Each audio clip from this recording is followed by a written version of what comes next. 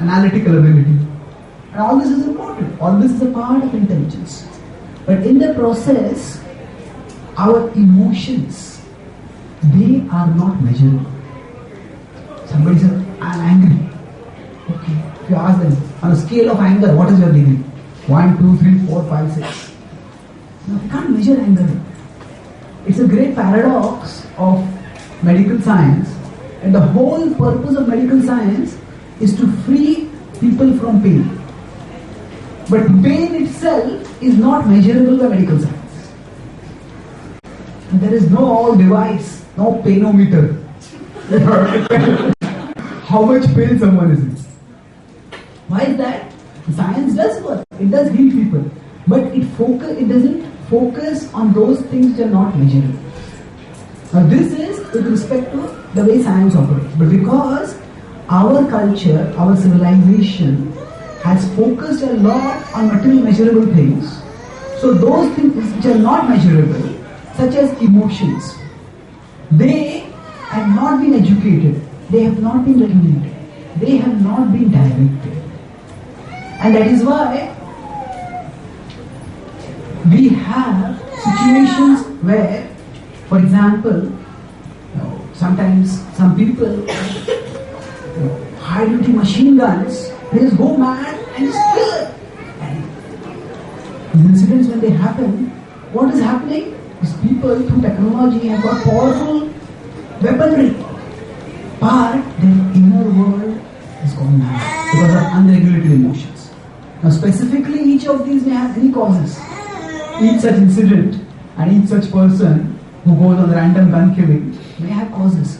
But overall, emotions are in today's world, there is no system, no education, no structure for guiding people to elevate their emotions. Our education system provides us training so that we can have an earning. But about our emotions, how are we to regulate it? That no one teaches us.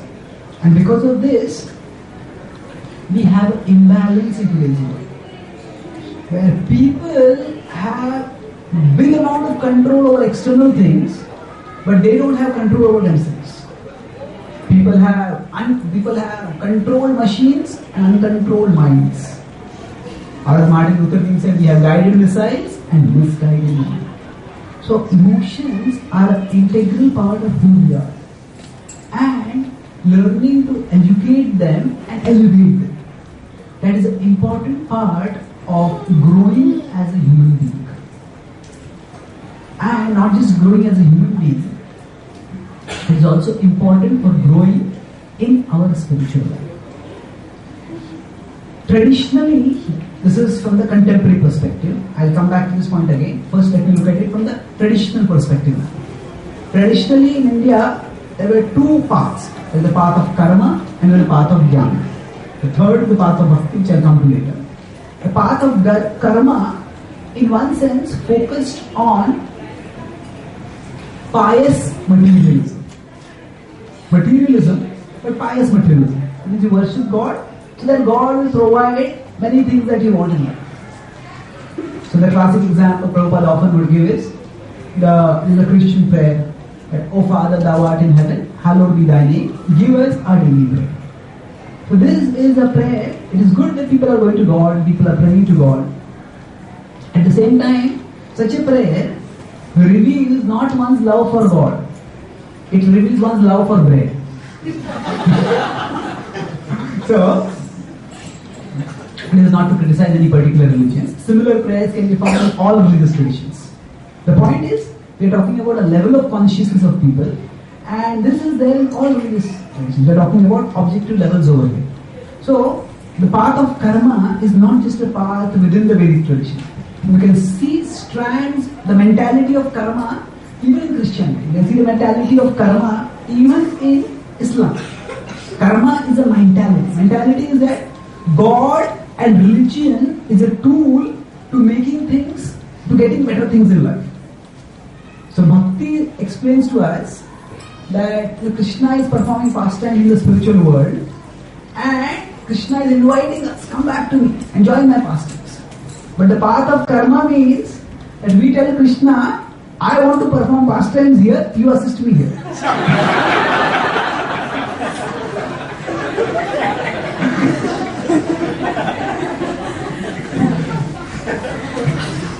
So the path of karma focuses on enjoying this world, but enjoying it within religious regulations. The opposite of the path of karma, if we consider a pendulum, karma is one extreme of the pendulum. The pendulum swings to the other extreme, that is the path of jnana. The path of jnana says, the path of karma is talked about in the Vedas. The path of jnana is talked about in the Upanishads. And the Upanishads, the focus is that everything in this world is entangled. We may say that, oh, I will enjoy the things in this world, but that enjoyment creates attachment. And that attachment creates bondage. And through that bondage comes suffering. Therefore, we need to get detached.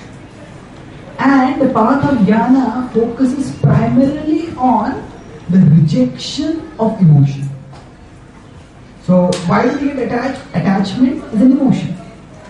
So, emotion is what causes attachment and bondage and suffering thereafter. So, if you want to become free from suffering, we need to become detached. That means we need to give up emotions. Now, the path of karma to some extent regulates emotions. The path of jnana strives to eliminate emotions. We become completely detached from everything. Now this is an aspiration that people have who think that perfection of liberation means an emotionless state of existence. But the path of jnana is not at all sustainable. Emotions are innate to our very being. And rejection of all emotions is impossible. We may reject some emotions for some time, but we can't reject all emotions entirely. If we reject all emotions entirely, we will become like stones. Or at the most, we can move about. So we can say we become like robots. So the purpose or perfection of life is not to become like a stone or like a robot. So the path of bhakti is the balance between the path of karma and the path of jnana. This balanced state is what? It tells us that our emotions are like a double-edged sword. Emotions are not bad, but emotions, when they are directed towards illusory things, they become the cause of bondage and suffering. But the important part, so the path of bhakti agrees with the path of jnana, that emotions do cause bondage. But where the path of bhakti differs is that it is not that all emotions cause bondage. Rather, emotions that are misdirected cause bondage. And the important thing in the path of bhakti is emotions are themselves the path to liberation. By developing emotions for Krishna, we move closer to Krishna. And in fact, the greater the emotions we have for Krishna, the closer we go to Him and the faster we go closer to Him. So emotions can be the path to bondage, emotions can also be the path to liberation. Now this requires transforming our emotions. Now how emotions can lead to liberation, let us understand an example. We can observe things from different perspectives. Suppose you see a rose flower. Now, we can look at a rose flower from an analytical perspective, or we can look at it from an aesthetic perspective. If I look at a rose from an analytical perspective, okay, this rose has its petals. Now this is its stamen. This is its androecium. This is its gynoecium. I can look at a rose from the view of a botanist. And the botanist's view of looking at it is purely objective. It is, scientific observation is characterized by objectivity. Objectivity means lack of emotions. So subjectivity means we see from our individual perspective, investing our emotions. So I can observe a rose from a botanical, objective, emotional perspective. Or I can look at a rose and appreciate it from an aesthetic perspective. When I saw these petals are so beautifully colored, this shape is so exquisite, this fragrance is so unique. Now both ways of looking at the lotus are valid. In different situations, different approaches may be required. But when we want to experience what the rose really is, in the terms that people in general experience it and relish it, then it is not in an analytical perspective. It is in an aesthetic perspective.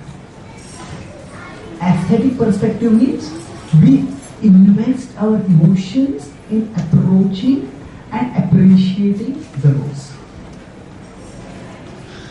So this same point, if we apply in our analysis, in our understanding of how we approach God.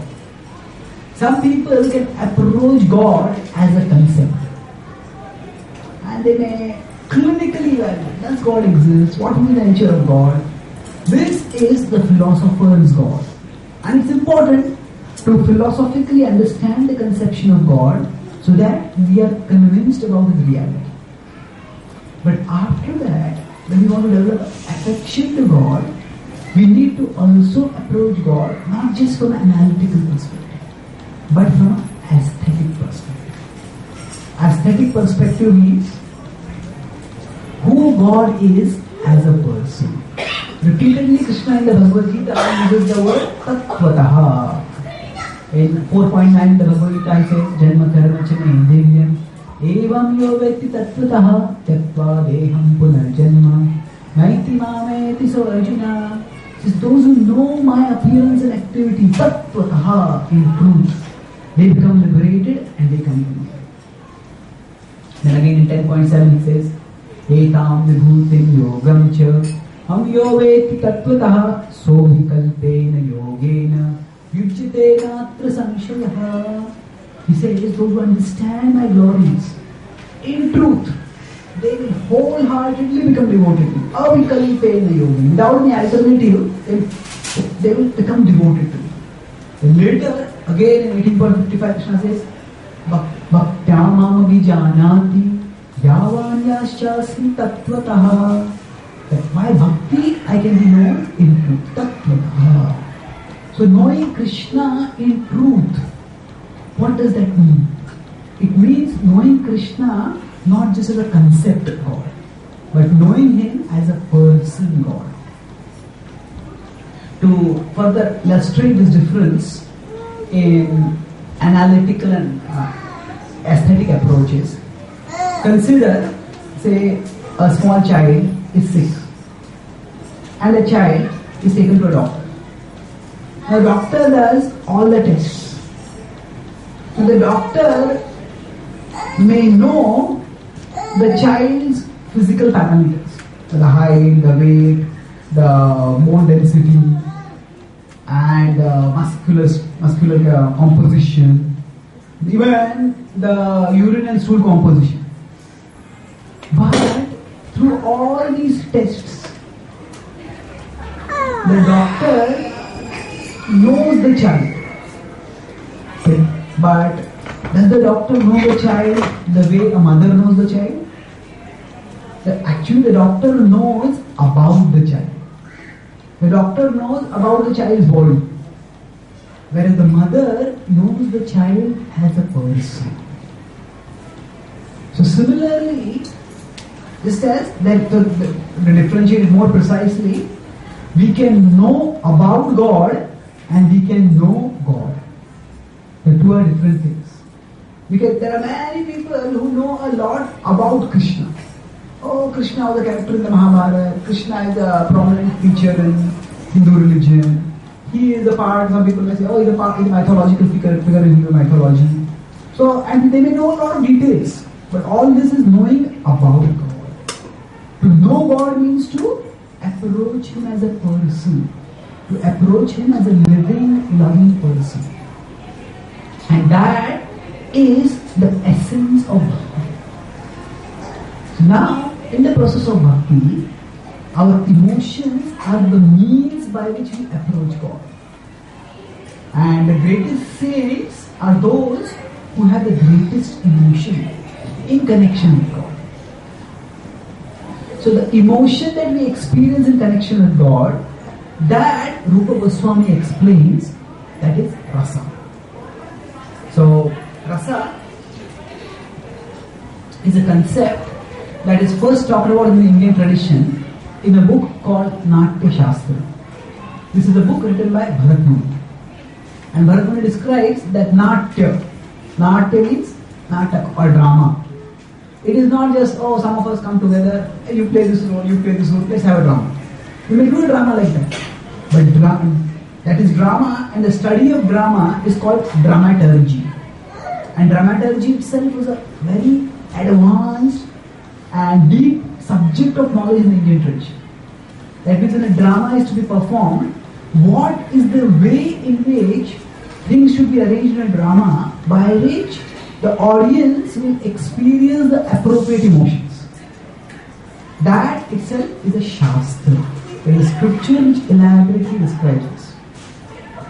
So, Bharat Muni describes that once the Devatas went to Brahmaji and they said, please give us a form of entertainment that is also educational and elevating. And at that time, Brahmaji revealed Natya Shastra. So then after him, many great scholars like Abhinav Gupta and Rup Kaviraj and others, they elaborated on Natya Shastra with Bharat Muni. And by the time, in the 16th century, when Chaitanya Mahaprabhu appeared, Natya Shastra was a very elevated and very popular subject in intellectual and aesthetic circles. So in Natya Shastra, rasa has a particular meaning. So rasa is the emotion that is experienced by a rasik. Rasik means audience, member of the audience who has refined taste. So what do we mean by refined taste? Suppose somebody is performing Bharatanatyam. Suppose a woman is a female dancer is performing Bharatanatyam and she is very beautifully depicting the pastimes of Krishna.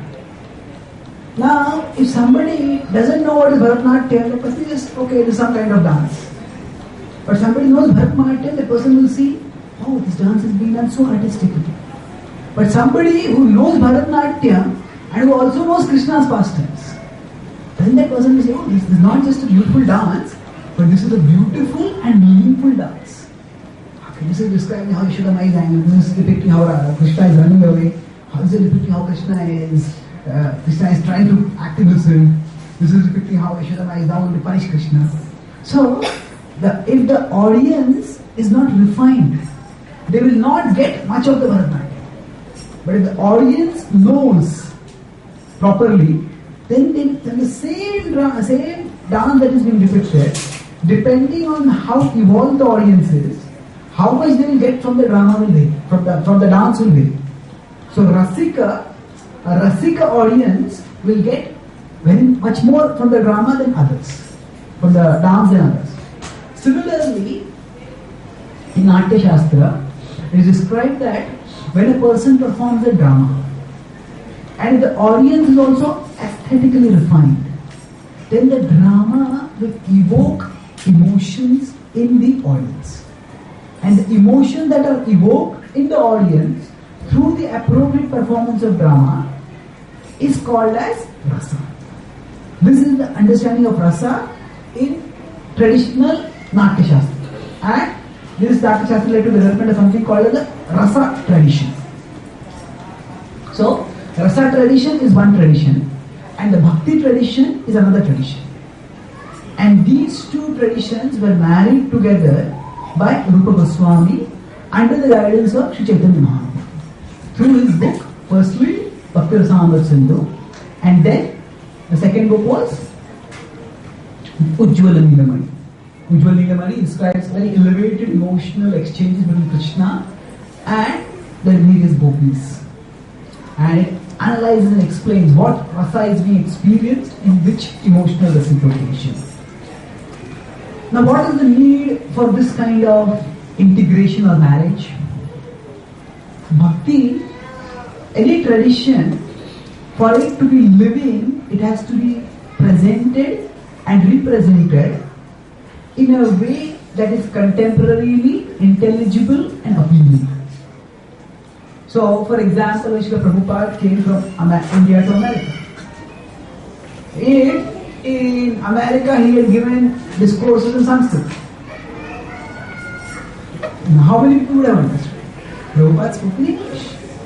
So, just as the language needs to be such that people can understand it.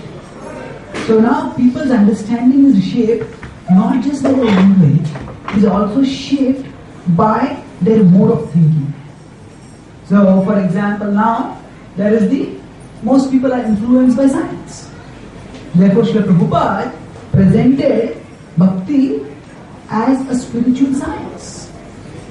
And he often used the language of science for presenting spiritual concepts. And he told some of the scientifically trained disciples that he should develop it further. He should present Krishna's message in the language of science. So, for any tradition to be understood and shared by people, it has to be presented and represented in the way common people can understand. So the same principle was used by Rupa Goswami to share the teachings of Bhakti. So he used the terminology of Rasa Shastra, but he infused it all with Bhakti. So in Natya Shastra, Rasa is an emotion that is experienced in a drama. But Rupa Goswami says that in Bhakti, Rasa is not an emotion that has to be experienced only in the drama. It can be experienced throughout one's life. So yes, even a devotee sees a drama of Krishna Lila, the devotee also may feel emotions at that time. That is also Rasa. But Rasa is not restricted only to theatre. Is when Krishna performs pastimes. At that time, the devotee experience emotions in relationship with Krishna. And those emotions comprise rasa. So for example, when every evening Krishna, he goes in the morning to the forest to graze the cows. So when he goes out to graze the cows, the Vrajavasi's hearts go with him. And they long, when will Krishna come back? And as the dusk starts approaching, all the Vrajavasis are repeatedly glancing at the path from the forest back to Vraja. When is Krishna coming? When is Krishna coming? And as they see, first they see a dust cloud appearing. Because Krishna, he considers himself as a servant of the cows. It's Gopal. So he makes sure that the cows come home first. And after that he comes. The cows come ahead. And as the cows are coming ahead, their dust, their feet raises dust. And you see the dust cloud coming. They understand. Although they are not seeing anything, that is how Krishna is coming. Their anticipation increases more and more. And then as the cows come forward, the dust cloud clears. And then they see one cow, second cow, third cow, and they see so many cows. And behind them, all the Gopas are there. And right behind them, Krishna and Balram are there. And then, as Krishna and Balram enter, all the Vrajavasis were eagerly waiting to see Krishna. The Gopas come out of their houses, the Gopis go up on their terraces, and they're all waiting for Krishna to come. And then, as Krishna finally comes to his home, and Yashoda Mai sees it, Yashoda Mai comes down on her knees and opens her arms, and Krishna rushes into her arms and holds her in a tight embrace. And Yashoda Mai at that time experiences an ocean of love flooding through her heart. So now here, Rupa Goswami takes such incidents and he analyzes. He explains that for a emotion, for a rasa, there has to be a deepening. Uddipan means stimulus. So for Yashoda Mai, the sight of the dust cloud, that is a Uddipan. The further sight of Krishna is an even greater Uddipan. The embrace of Krishna is the climactic Uddipan. And as the Uddipan, as the stimulus increases more and more, the emotion increases more and more. And in this way, when a devotee perceives Krishna in various ways, the bhakti for Krishna, the emotion for Krishna increases more and more. The Rupa Goswami uses this analytical theory, the analytical theory of Rasa Shastra, and the pastimes of Krishna, and how Rasa is enacted in that. And the important point is, what is the purpose of analyzing like this? His purpose is to explain that just as in Krishna Lila, Uddipan awakens Rasa. Just as in Krishna Lila, spiritual stimuli awaken emotions. Similarly, in our life as sadhakas, if we expose ourselves to spiritual Uddipan, then in our heart also rasa will be. So for example, when we come to a temple, the deity is central Uddipan. All the pictures about Krishna, they are also Uddipans. Like we see devotees whom we like, who we are inspired by, that also is a Uddipan. So by exposing ourselves to appropriate Uddipan, and if we repeatedly expose ourselves to them, then gradually spiritual emotion will awaken in our heart. And this is important to understand. That here, Rupa Goswami says that emotion is something that can be systematically cultivated. And normally people talk about, I fell in love. They say that love is something that just happens. You fall in love. So now, it is, when we say like that, that means as if I have no control over my emotions. So, but it is not necessarily like that. Sometimes people say that, we should have love marriages, because in arranged marriages, there is no love. But actually, you say, I see someone and there was love at first sight. Well, yes, there might be some emotions at first sight, but the stability of the relationship will be determined not by what you feel on first sight, but what you feel after many sights.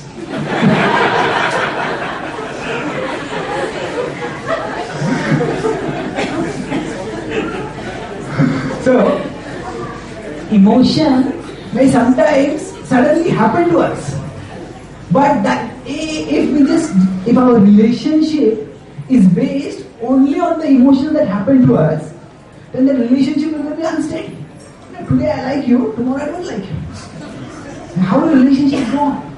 So there is also something similar which happens in our practice of bhakti.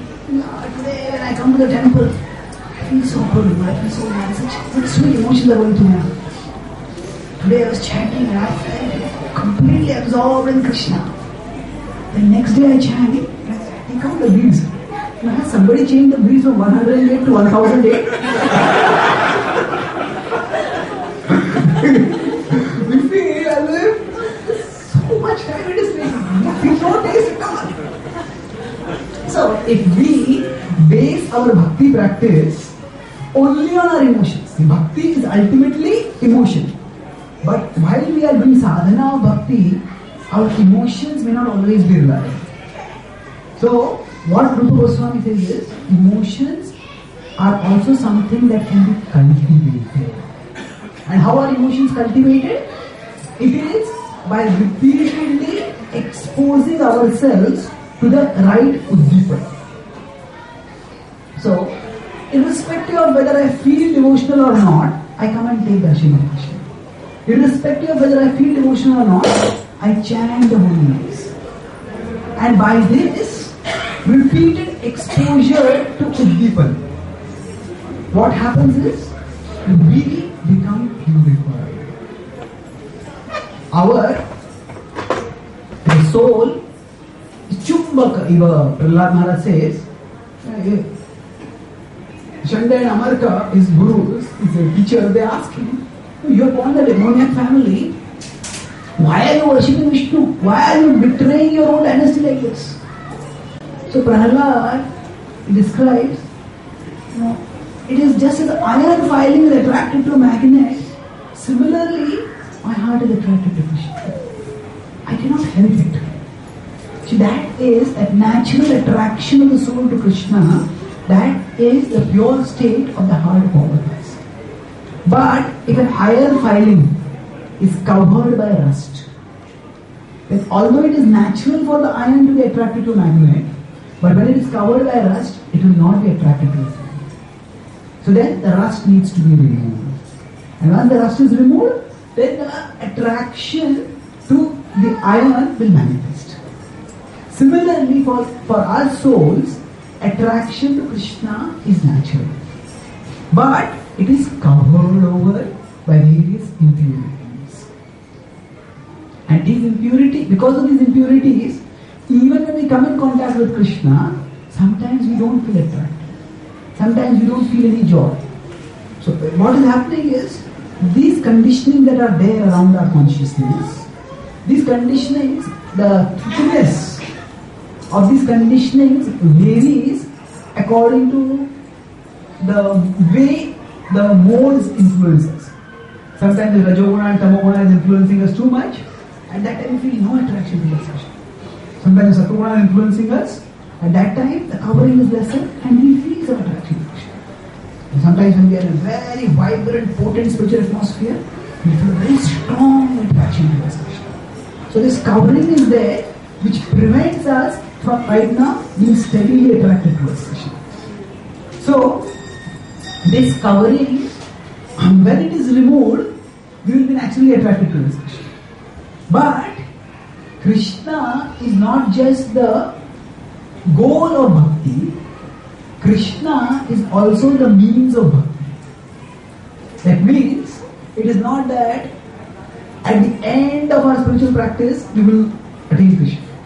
Krishna is also present right now with us. He is present as the deity, He is present as the holy name. And when we, even when we don't feel emotional, but if we expose ourselves to Krishna's stimuli, to Uddipan, connect with Krishna, then that will purify this covering. It will remove the conditionings from our consciousness. And gradually, the attraction to Krishna will manifest more and more and more.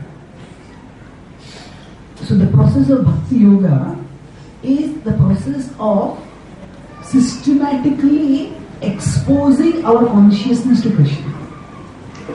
And when we expose our consciousness to Krishna, gradually rasa awakens.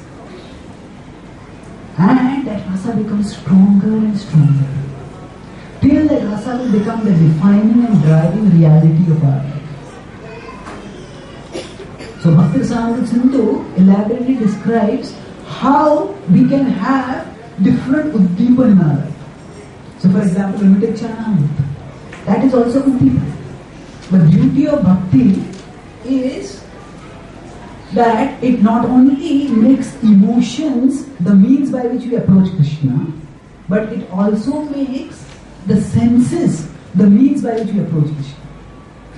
Normally, our eyes are attracted to certain things, and most of the time they are attracted to worldly forms, and by such attraction, we become bound.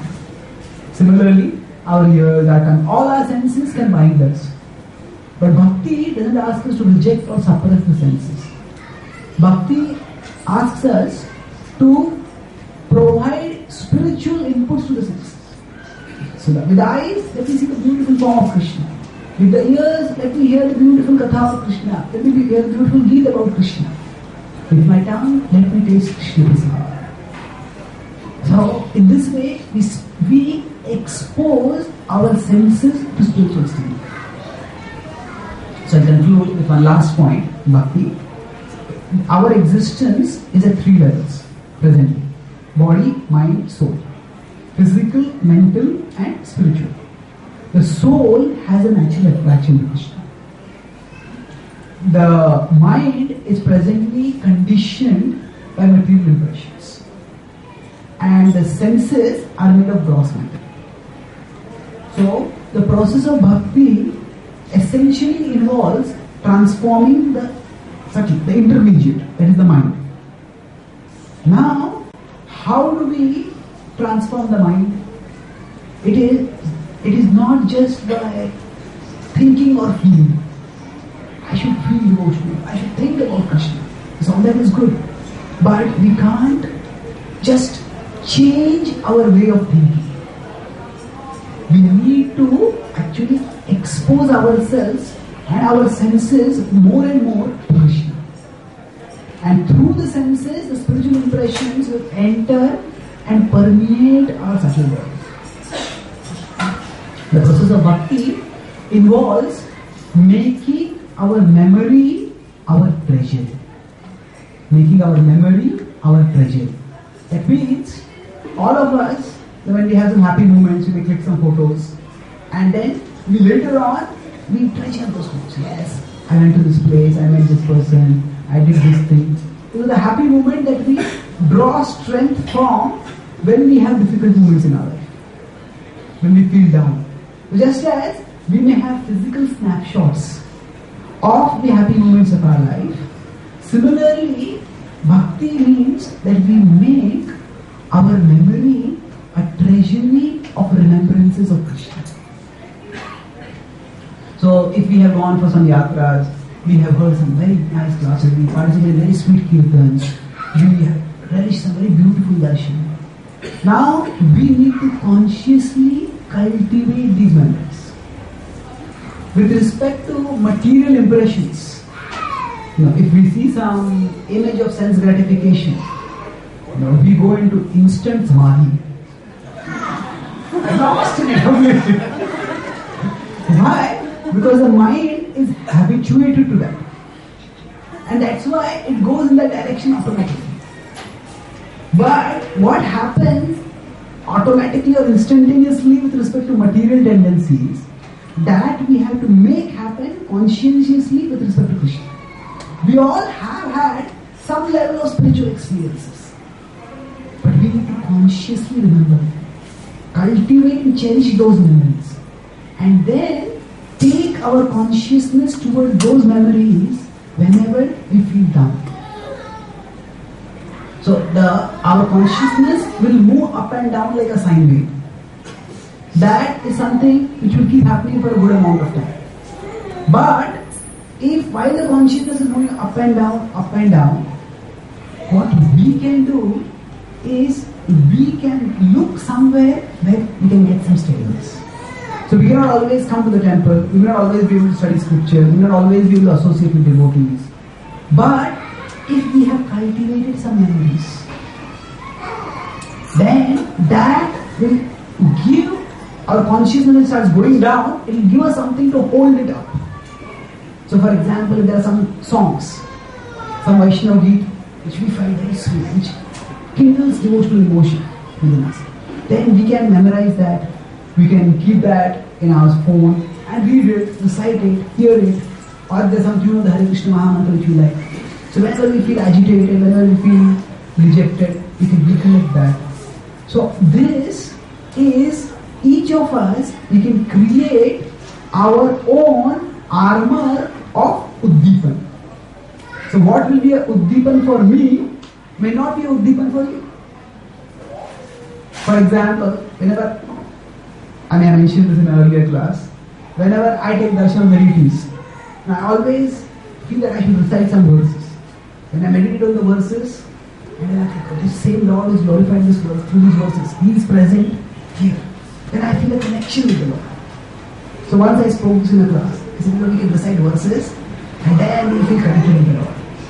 And after a few days, one devotee came and told me, he says, when I try to recollect and recite verses, just remembering these verses causes me so much tension that all bhakti goes away.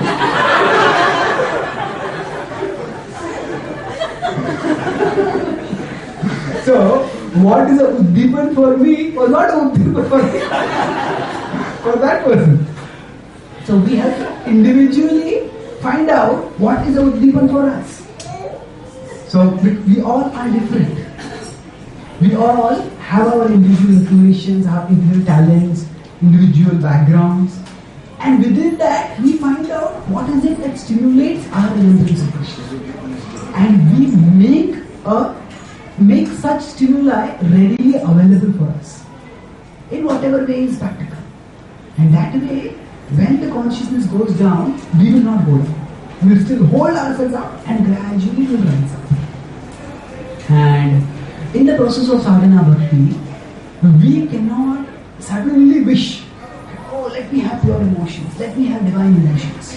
They may not come immediately. What we can do is, we can try to expose ourselves more and more to the things that will gradually stimulate divine emotions. So Srila Prabhupada established the International Society for Krishna Consciousness. The name he used is very important, Krishna Consciousness. First time when I heard this, I thought, what is this Krishna Consciousness? Krishna is a religious concept, consciousness is something we talk about in science. What is this Krishna Consciousness? And why do we need an international society for that? I just couldn't figure head or tail out of this name. But then, what I understood is that we all have consciousness. That is something which all of us naturally have. But our consciousness is directed towards various things. So, Krishna consciousness means consciousness is directed towards Krishna. So, Srila Prabhupada has created a society to spread all over the world which provides us facilities to direct our consciousness towards Krishna. So, if we come to Krishna's movement with this purpose, sometimes devotees come to Krishna's movement also. They think, oh, no, there are so many quarrels among devotees. There is so much politics sometimes. Hey, this devotee is like this, that is like that. There are so many problems here. So many controversies. This happened over there, that happened over there. So sometimes when we will get distracted. We should know that Krishna's movement is like Krishna. Krishna is a kalpataru. Kalpataru means he is a desire fulfilling. So, if we come to Krishna's movement and if we are looking for gossip, we will get gossip. If we come to Krishna's movement looking for prestige, we will get prestige. Then which other movement you go and people bow down to you? You will get prestige. If we come to Krishna's movement for controversy, we will get controversy. If we come to Krishna's movement for Krishna, we will get Krishna also. So it is for us to keep the purpose at the center of our activities. We find that there are some devotees who are getting distracted with certain things. Let them do what they want. It is between them and Krishna. I have come to this movement for getting closer to Krishna. So let me seek in Krishna's movement the uddipan that arouse my bhakti towards Krishna. And in that way, we will be facilitated in our journey towards Krishna. Prabhupada, he was asked one time, how did Prabhupada was 70 years old and he actually, his last 10 years of his life, he spread the Krishna consciousness all over the world. On the 50th anniversary, I have written a small book about Prabhupada, the movements that made his movement. There are several quotes of eminent people. So, in 2006, a big temple was inaugurated in Delhi. So, at that time, the Times of India, which is India's #1 paper, the Times of India wrote an editorial. And they said that what is India's greatest export to the world? So, is it software engineers? Is it Indians speaking English and acting as a cheap workforce? Yes, all these are there. But if you go to Mombasa, if you go to Botswana, if you go to Bolivia, you won't find any Indian software engineers. You won't find any Indians speaking English. But there you find Krishna temples. You see, Krishna is India's biggest export commodity.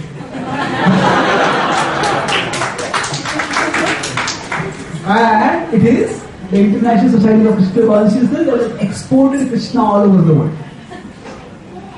So another historian of religion, he said that what did this Bhaktivedanta Swami Srila Prabhupada achieve? He said if someone wrote and sometimes people write novels and then they provide, after they write a novel, they present it as a proposal to some publishing house. And sometimes the publishing houses, we just reject. This is very unrealistic. This is just so imagined that nobody will believe it. So he said, if somebody wrote a novel saying that an old man at the age of 70 went to a country, a distant country where he had never gone before, without any money, without any contacts. And from there he went and he recruited people who had no training in leadership, who had no training in management, and using that he built an international movement. He said if an author made a fiction story like that, any publisher would reject that story. But in the case of Bhaktivedanta Swami Prabhupada, says this is a fact that is stranger than fiction. It is where in the history of the world do we see anything like this. It is maybe there are parallels in the way Jesus 2000 years ago attracted so many people to his movement. But still, this is Jesus was in his own area, in the same place where he had lived throughout his life. And Jesus was speaking to people of his own age, his own background. Bhaktivedanta Swami Prabhupada, he went to a place where he had never been before. And the people whom he addressed and transformed, he said they were linguistically, culturally, educationally, philosophically, historically, geographically, and spiritually widely different from him. Prabhupada was a person who had throughout his life, I'm speaking, this is not Professor Harutok speaking, so I'm on this point now.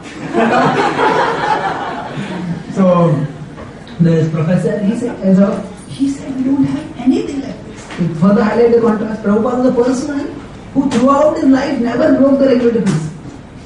The early followers of Srila Prabhupada were people whose only regulative principle was to break all regulative principles.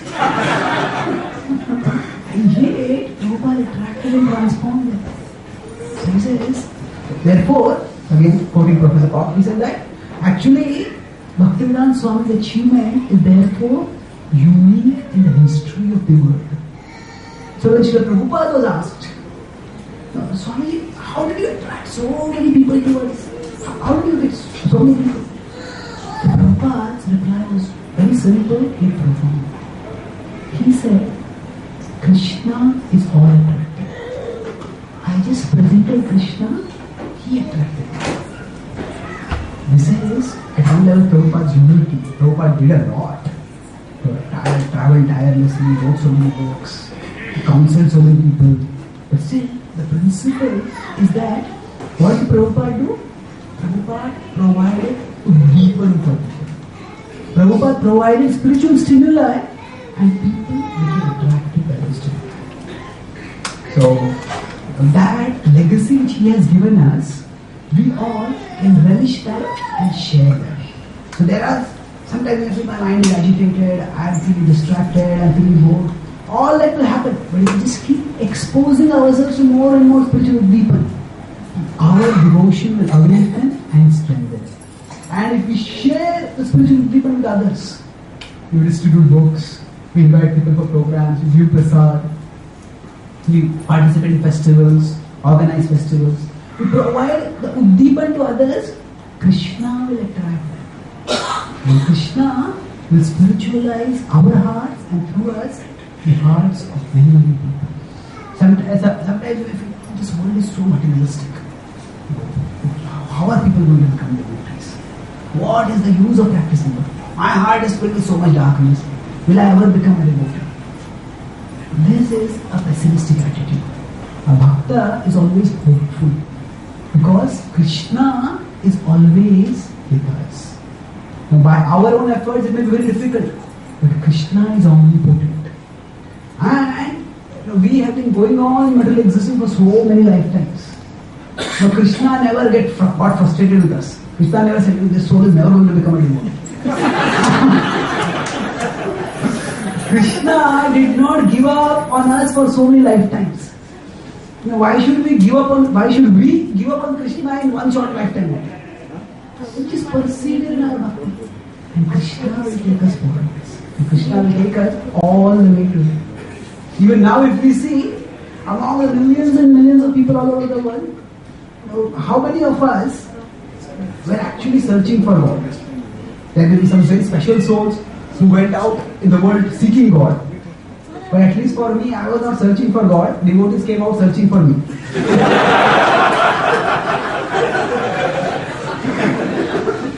So, it is quite often without much effort on our part that we came to bhakti, and often, not to speak of much effort on our part, it is despite much resistance on our part, still we are going onward. So sometimes we can say, oh, this is so far away. Then we can look back and we can see how far Krishna has brought us. If Krishna has brought us so far, Krishna will take us all along the way. So we just keep our faith in Krishna and keep exposing ourselves to Krishna more and more. And Krishna will do the magic in our heart. So Krishna is all attractive. He has attracted us so far, and He will attract us all the way to Him. Let's summarize. I started by talking about how Sri Chaitanya Mahaprabhu, he presented Gaudiya Vaishnavism, presented bhakti through the language of rasa.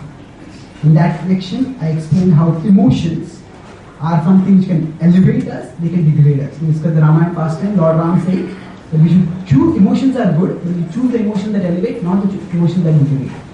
And then in today's scientific-centered society, where focus on material measurable things, emotions have been neglected. And that's why emotions express themselves in ugly ways. So we need a process for the education and the elevation of emotions. And that is presented in the Bhakti tradition. When we discuss about how karma focuses on just regulating the emotions within the material world. Whereas jnana focuses on rejection of all emotions. Bhakti is the balance of the pendulum, where bhakti uses emotions as the means to approach God. And we discuss about the difference between knowing God and knowing about God. The way a botanist may look at a flower and an artist may look at a flower. Or the way a pathologist may look at a child, and the way a mother may look at her child. So we need to approach Krishna not just as a concept God, but as a person God. And then emotions will awaken in us. We discuss about the rasa tradition, which comes from Bharat Muni in the Natya Shastra. Rasa traditionally, in the rasa tradition meant emotion that is experienced by a rasic audience on the proper performance of a drama. Rupa Goswami took that concept and he explained that just as in a drama, by exposure to proper stimuli, people experience emotions. Similarly, just as in Krishna Lila, the devotees experience emotions when presented with Krishna stimuli, we can also, when we expose ourselves to Krishna stimuli, to Uddipan, in us also spiritual emotion will awaken. So we don't just wait for emotions to happen to us. We expose ourselves to the process by which emotions will awaken. And we discussed about how currently our attraction to Krishna may go up and down like a sine wave. But if we find out what are the Uddipans that awaken our emotion towards Krishna and cultivate them, we make our memory a treasury of those emotions. Then we will have something to hold on to. And that way, even when we feel down, we will be able to raise ourselves up. And as the conditioning gets removed around us in our subtle body, then attraction to Krishna will become more and more natural and stronger and sweeter. And we concluded by discussing how Prabhupada essentially what he did was presented Krishna's stimuli to people all over the world. And he attracted millions of people. Even historians of religion have acknowledged Prabhupada's achievement as unique. Prabhupada made Krishna the biggest export commodity. And we too, in our life, we can see that Krishna has brought us so far. All the way, despite our not doing much. If we just keep holding on to Krishna, then Krishna will take us all the way to Him eventually. Thank you very much. Is there any one quick question?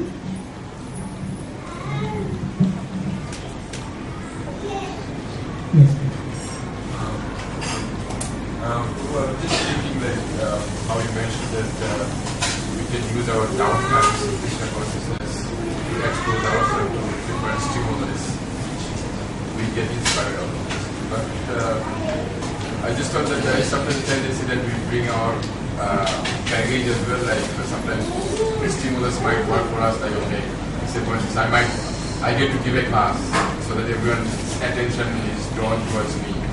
So I am actually working in that context. That okay.